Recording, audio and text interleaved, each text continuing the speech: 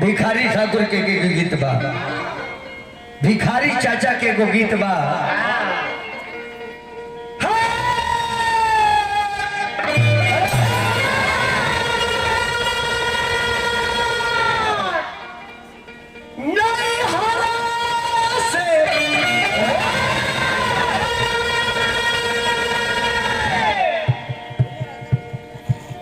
टोन में ट्रेवल में बनाओ नहीं यार,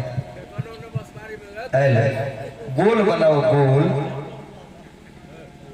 नहीं से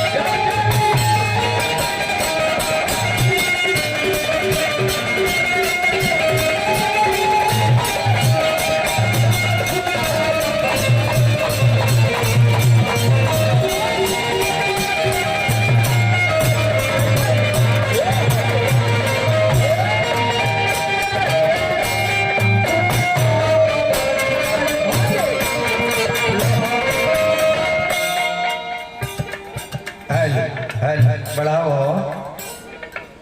बैटरी डाल दो तो बढ़ाइबो ना करो, ठीक बा। और बढ़ाओ खोलो एकदम। अभी एगो चुटकुला सुनी हमरा शंकर बाबू से, ये औरत कलश के कोरोना कोरोना कोरोना कद जे खोलो ना। मैं पागल बन गया। हमार चेलवा कुल कहले से, ई सब चेलवा हमार कहले से महाराज। और वो बहुत एकदम भौक भौक लाज लागल। हमार कहल कहती तरह कोनो दिक्कत है, लेकिन हमारा लइकन के बात रुआ कहता है। एगो कैलस अपना भौजाई के लगे, भैया रहले बाहर में, ऊ कहलस ओ नान कह जाला भाभी भाभी, तो भौजाई कहता कि भैया ने खिलौआ करोना करोना बाहर जाइए, करोना न तो बीमारी ढूक जाए। बात सही कहती है कि माने कोरोना कहला बतू आवो मौत ना तो कहे के बोल बड़ी की गेट बंद रखी कोरोना ना तो बीमारी ढूक जाए। तब देवरा कहता जी कोरोना भाभी तो रोको ना तू सोच बोलता तो हम उल्टा बोलता नहीं।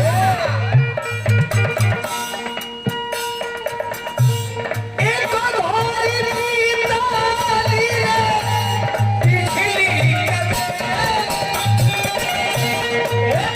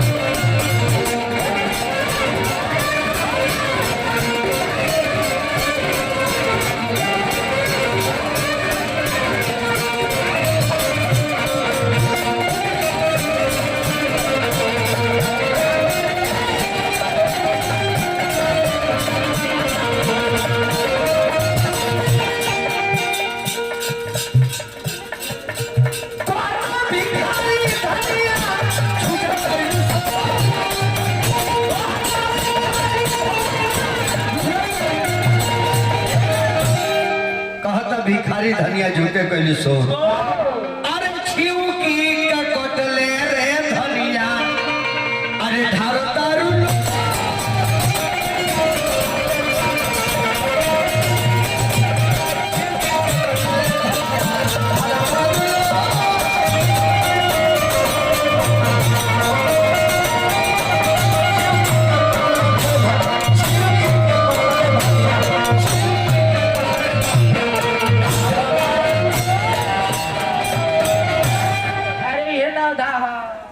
यह नौधा औधा अभी घरे पर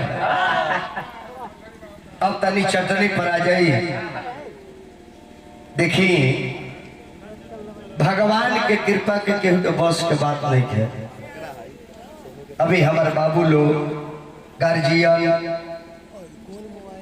हमने के जेबी में चाचा बैठल बा इहे गिरी बाबा इहे धन कमैले बारे। इन लोगों को बुलाते हैं आप लोगों को भगाते हैं। इहो को कलाकारिया लोग के भगाती हो ए भाई बड़ी बड़का कलाकार बनी रहा इहो को लम्हर कलाकार सब तरह गुण ना मिलेला। ई सब ऐसा कलाकार बा कि समियाना में आदमी ना रही तो अब गावे। अब आयु कथा पर भगवान के कथा में उस शक्ति बाबू MBA पढ़ले बड़े हो बाबू हमार और वो पर बड़ी खुश वाली ऐसे कि रउआ जौन सब्जेक्ट लेके चलता नहीं महादेव के कृपा से हमरो लइकवा वही में बा और जब रेडियो बा महामारी जौन न कर ऐसे कहनी कि बेटा 1 साल कम में कमाना है परंतु हम तुझे दिल्ली नहीं जाने भगवान के भक्ति में शक्ति बा तो 2-4 घंटा 5 घंटा सुनता नहीं। आप लोग 5 दिन से जग रहे हैं यहाँ जो आकर के चला जाता है वो भी भगवान के दरबार में हाजिरी लगा लेता है। 2 आदमी गए प्रवचन सुनने के लिए। एक का शौक था जाने के लिए लेकिन एक नहीं जा रहा था। मित्र बोला कि अरे दोस्त चलो जग हुआ है प्रवचन सुनेंगे क्यों कहते छोड़ो प्रवचन आज घर ही में प्रवचन कर तेरे पगला घर में तो प्रवचन रोज होता है आज चल ना भगवान के प्रवचन सुना जबरदस्ती मित्र लेके चल गए। अब जाके जब समियाना में बैठल अब पुआल के बिछौना फिर रहे गरम लागल एगो बांस के अलम ध के वही जी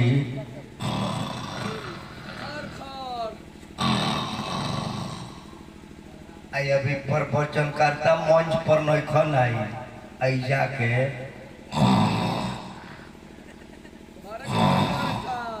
तले वो कहते बाबा आ गई तो आंख खुल के देखल कल इसके बाबा आ गई बाबा बाबा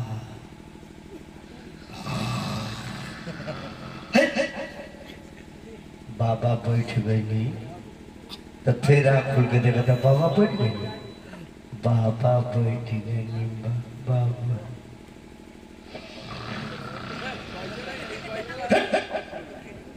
बाबा जाता नहीं यह 3 गो सुन ले देख लेकर फायदा बाबा आ गई नहीं बाबा बैठ गई बाबा जाता नहीं अपना घरे जब गई तो कर औरत कहलस के पति देव आज प्रवचन सुने गरी नहीं का सुननी है तो कहलस के 3 को हम सुन ले बानी का सुन ले बानी आ तो बैठो न बताओ त औरतिया के बैठा के बतिया कहे लगल के 3 गो शब्द हम जानता आ ठीक उसी समय में एक डाकू उसके घर में घुस जाता है तो ई कहता औरतिया से ए बाबा आ गई तब चोरवा कहता जी रे ई कितना बड़ा CCTV कैमरा लगवाले बारी एक मतलब कि हमरा के देखो तारे से अब चोर के प्रेशर बढ़ता जे इसका मतलब जे लोग फाइनल करने के लिए बैठे हैं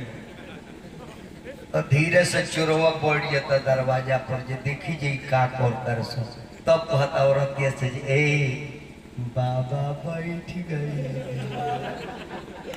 तब चोर कहते आई बाप एकर मतलब जी मुँह है सब चोर कलश की भगवान पे खैले रह गल ठीक बा एकरा घर में चोरी ना करो।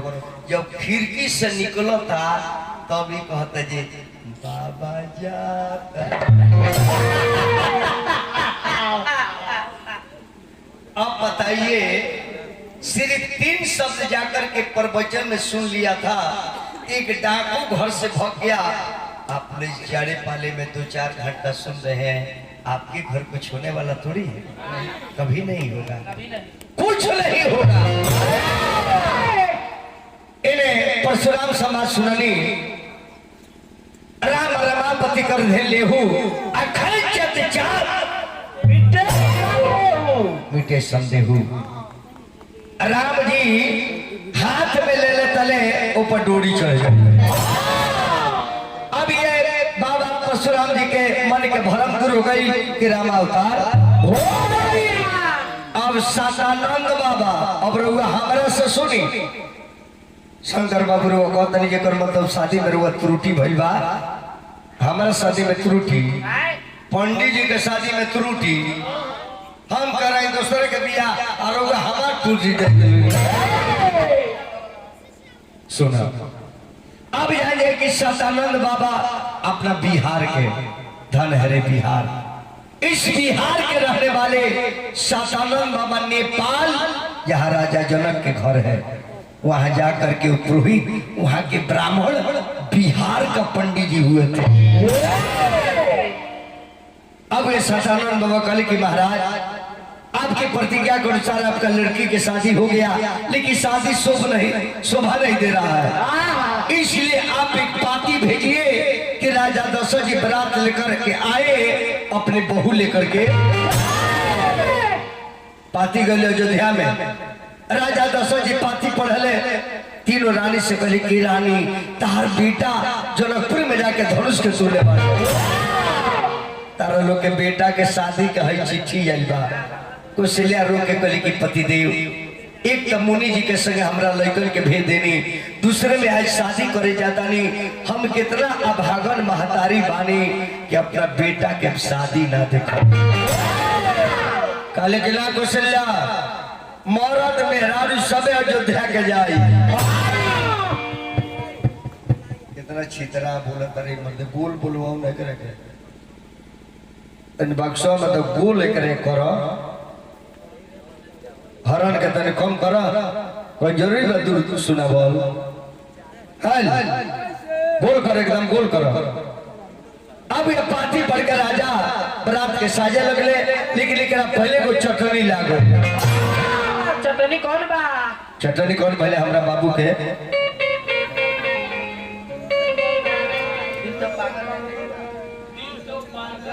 दिल तो पागल है बड़ी पागल है तनी घरी दिल दीवानो है। अच्छा हमारा नहीं के बुझा इस दुनिया में पागल कौन नहीं है। रउए पगला मैंने की दुनिया पागल बा। पागल कितना बड़ा आदमी को कहा जाता है आपको पता है? पागल जो किसी को पाने के लिए गल जाता है वही तो पागल बन जाता है। पढ़ने के लिए भी लड़के पागल हो जाते हैं, रिजल्ट के लिए पागल हो जाते हैं, जॉब के लिए पागल हो जाते हैं, अपने माता पिता के लिए पागल हो जाते हैं, अपने समाज के लिए पागल हो जाते हैं, अपने गांव के लिए क्या हम पागल नहीं हैं? हम पागल नहीं हैं। भगवान रात बनाए हैं सोने के लिए, हम जागल है तो पागल ना है। भगवान बनाए हैं कि रात में सो जाइए, हम कहते हैं रात में नहीं सोएंगे जागल है तो पागल है। संजोग देखिए हम तो हाफ पागल है, आप लोग डबल पागल है। कैसे? एगो पागल के चक्कर में आप लोग क्यों जागल है? सोचिए लोग पागल बन गिरा कि पागल है। रात सोने के लिए बना है लेकिन जगह है इसलिए कि पागल है। और उसमें भी बाबू हम वो पागल हैं कि कुछ पागल पाने के लिए जागे हैं और आप कुछ हमको देने के लिए पागल। लेकिन दुनिया पागल है, पागल खाना होइए, पागल खाना होइए। तो चटनी कौन लागल? नहीं ना, ऐसे तो मैं डांसर बेचारी फेल कर दिले बिया। तोहरो ढेर जर्नी पर गइल हम जानत। एगो गाड़ी के दूगो ड्राइवर मिल जाए तो गाड़ी परेशान हो जाले। काहे कहे ड्राइवर जानत है कब गिरी से मोबिल फेरे के बाद आ उतरा के फेरी है तो ट्रैक्टर होकले बड़े उ तो चलो ले बड़े ट्रैक्टर स्कॉर्पियो का हल्का ही जाने के मोबिल का बदला आ ओहु में इले उ ट्रैक्टर रखले बा वाला मेसी रही तो तब नु इलो नैनो चलो ले बा ज्यादा का इंजन पीछे होला।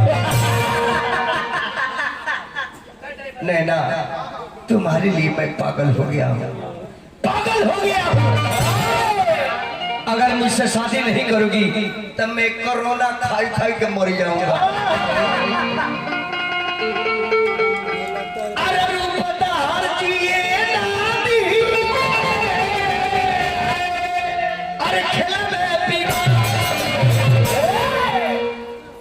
अरे अंगुरियों से बोरी के तनी प्यार दे दब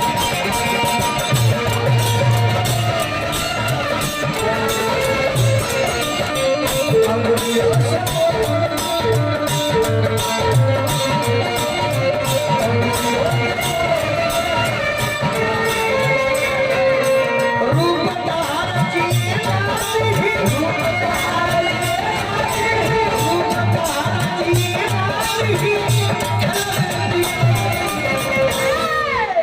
अरे अंगुरियों से बोरेंगे तने प्यार दे दे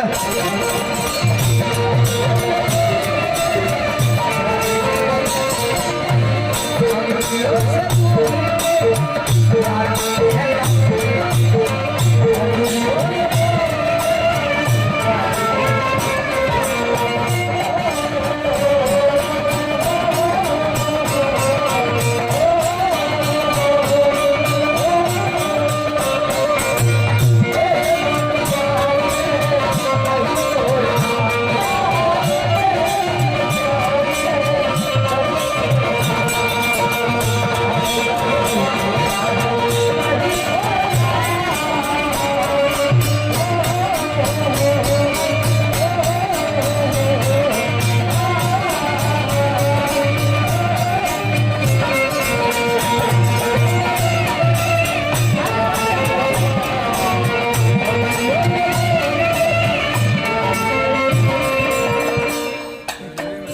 कमला मिश्र के जिंदगी ऊपर बेंजू वाला ले गए यहाँ के जवानी तू ले जाए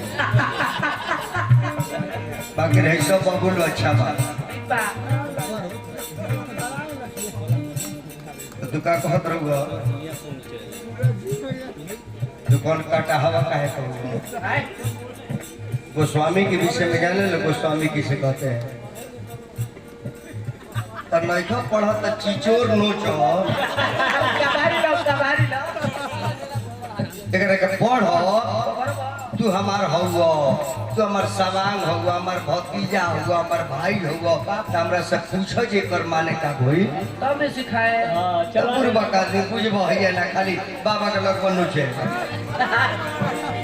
आयु खड़े के बाबू ए बकुला का लौलटी आ कतले जाल छिलाई थी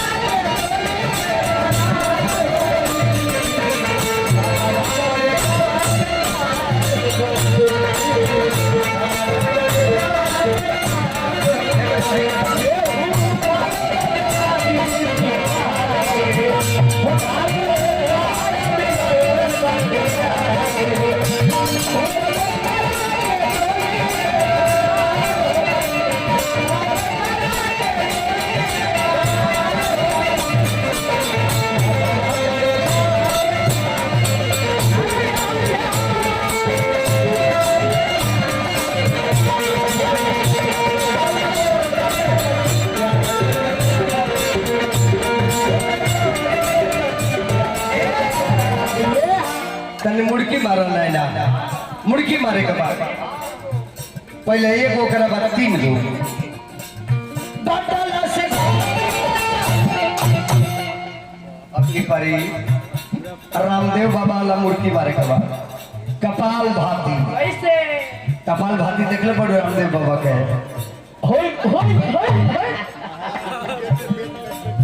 बटला से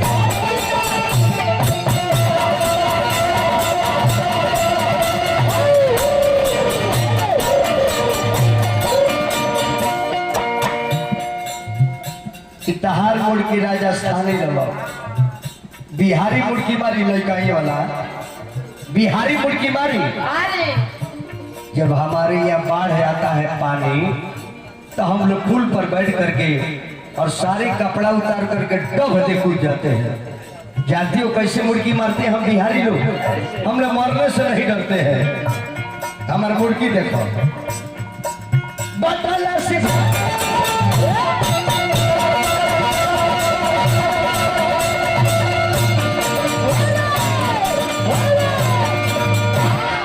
तनी एक लोटा पानी ले आदि सब है वो काहे के अरे हुनकर पूर्वज पियासल बड़े एक लोटा पानी लिया तो इनकर बाबा पी है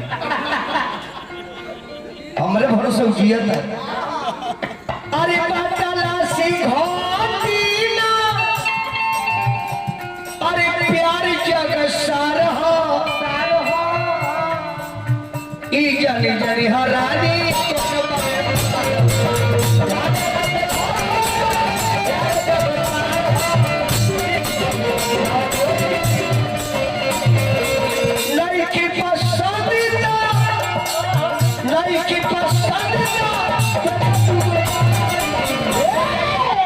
अरे नजरियों से देख के तने प्यार का लब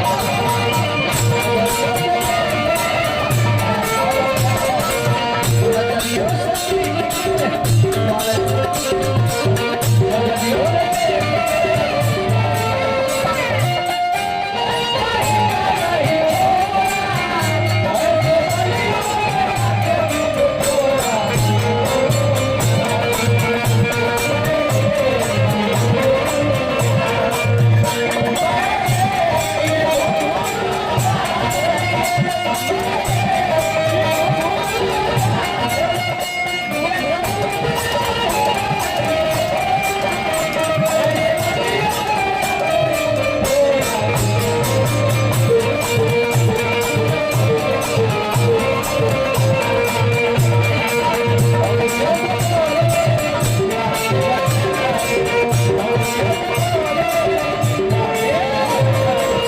सत्येंद्र बाबू ऊपर तकला के ही कुछ ऑर्डर रहो ई बुझाला जे लाइन आइल बकिला नीचे तक बाबा गमदा देव मार दी खत्म हो जाएगा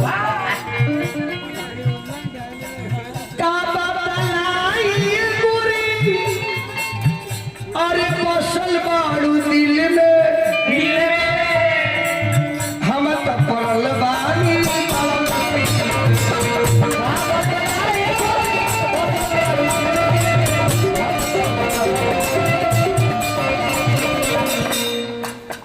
जितना है लड़का लोग बैठल खड़ा बड़ा सबे हमार छोट भाई हो आ तू सबकर भाभी हो। इसमें पसंद करो किससे शादी करोगे हम बात कर देंगे। हेलो इसमें किनसे शादी करोगी बोलो हम सेट कर देते हैं। आना तो होने जना तैयारी पड़े और तैयारी पड़े तारा से शादी करा दी तारा से कुछ होके के बाद आई लव यू तत्व को बजाओ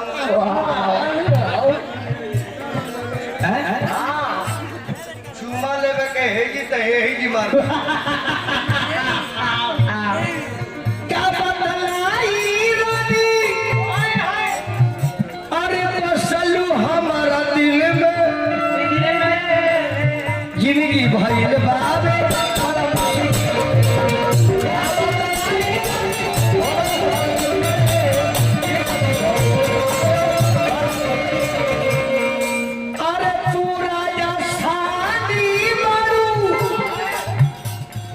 यह राजस्थान की रहने वाली है और मड़वारी है। ये ऑर्केस्ट्रा वाली नहीं है, इरामे के चर्चा में नाचती है कि टोली पर चढ़ के नाचने वाली नहीं है। यहाँ तक लेके बाबू यह लहसुन प्याज तक नहीं खाती है। वो ऑर्केस्ट्रा वाली जो होती है वो दूसरी है। बिना लहसुन प्याज के मीट खा ली। लहसुन प्याज के कौन मीठ होला?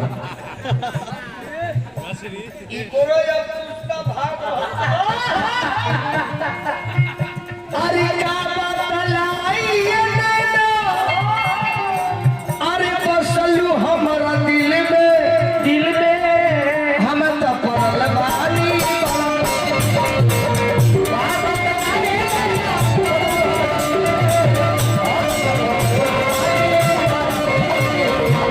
अरे तू राजस्थानी मारू हमारी तू राजस्थानी वाली हम बिहारी है। अरे अंगुरियों से बोरेंगे तने प्यार दे दबा।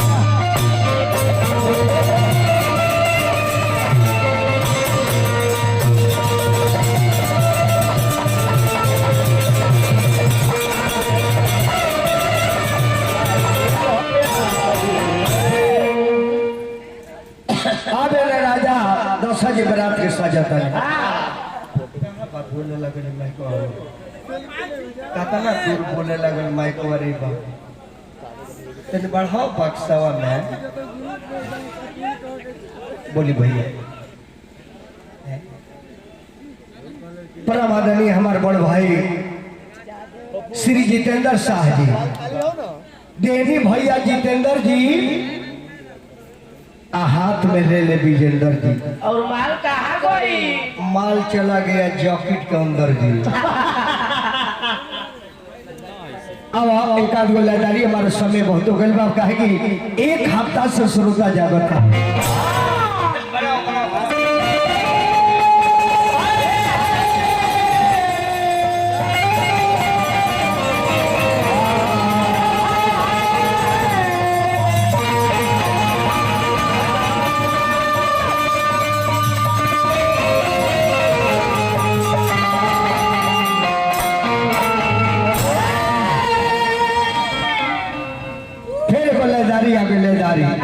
हेलो हेलो, अरे कौन में कर रही है? टेबल में दो मीट खोला, मीट खोला बक्सा में बोला बहुत दूर बोला तो मर्दे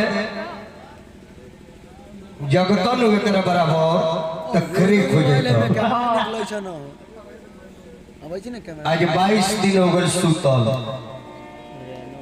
19 तारीख 20 तारीख के छठ रहे ना, 19 के घरे सुतल वाली जोर लाइन दिन में तू पागल हो गई रहता।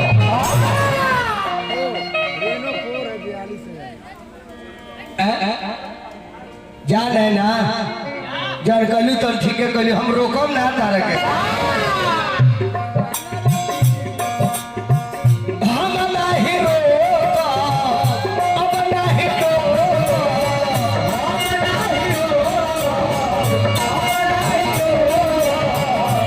ये शंकर बाबू यह लड़की हम दोनों भाई को धोखा दे रही है। चबाई ले जाई इरौआ पहुंच गई हमरा से घोटाई ना।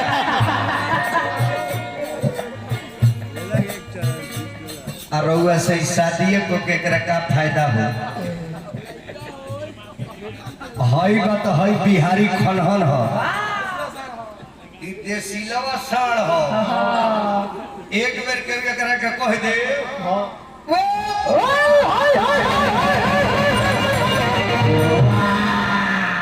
जा सुखले खाई हो 24 घंटा खड़ा रही। रौरा है हाजीपुर स्टेशन पर के शहरी साड़, शहरी साड़ू केरवा बिन बिन के खा ले सो गाँव तन भी हवा रुकी पहले लड़का लोग सेवा कर ले। लड़का लोग देखो था नहीं कि पुरानी लोग था सारा जो भी है सब सीका है पंटकिया है, सीका है पंटकिया है। सैटकिया लोग पुढ़ोले में बोलने के बाद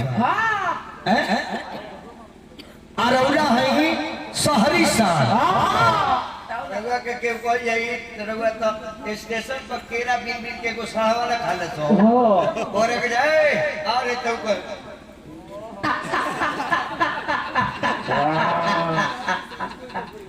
तरुआ में हमारा मोहतर अरे ये बना हीरो हमारा हीरो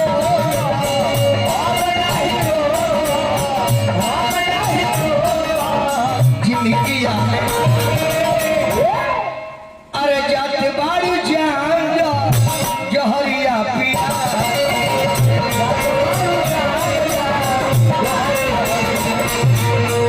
या तो बाड़ी जान जा जहरिया पिया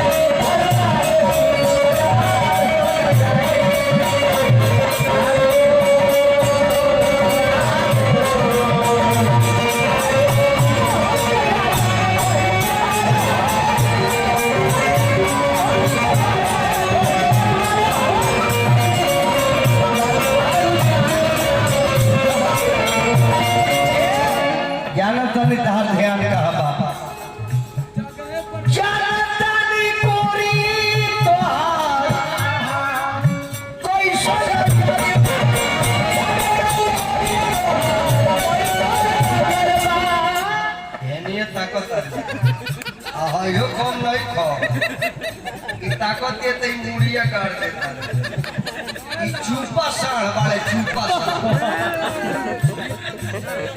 चल तनी गोरी तीन हजार अहले देखते नहीं खूब लगल बा पियास बाकी पानी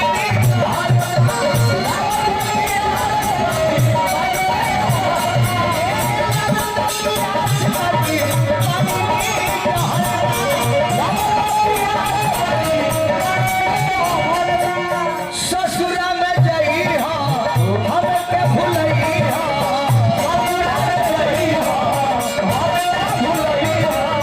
ससुरा में जई हो हम के भुलई हो सजना के सजनों के पाके भुला जाई हो कम तू नहीं खा भीतरे भीतरे वार्निंग कर देते हैं फिर मूड़ी काट देते अरे जाते बाड़ी जान जा महुल में पिया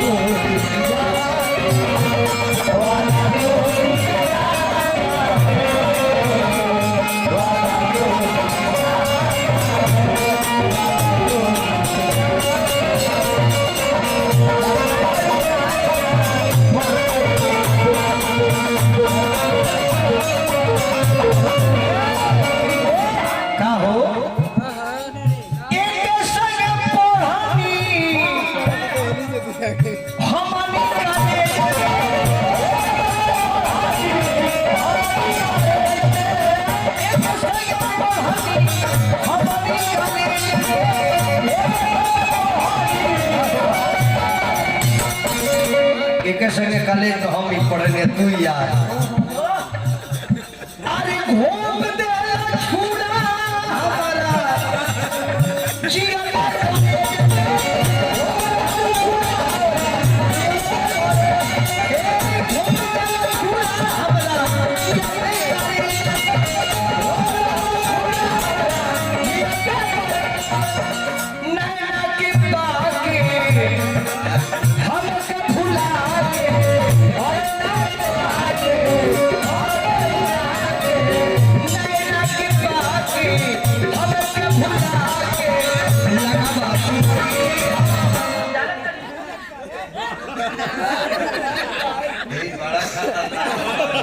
देखो तनी लो हमारे भाई या हम वही न जानो तुरंती एकरा के बहुत रह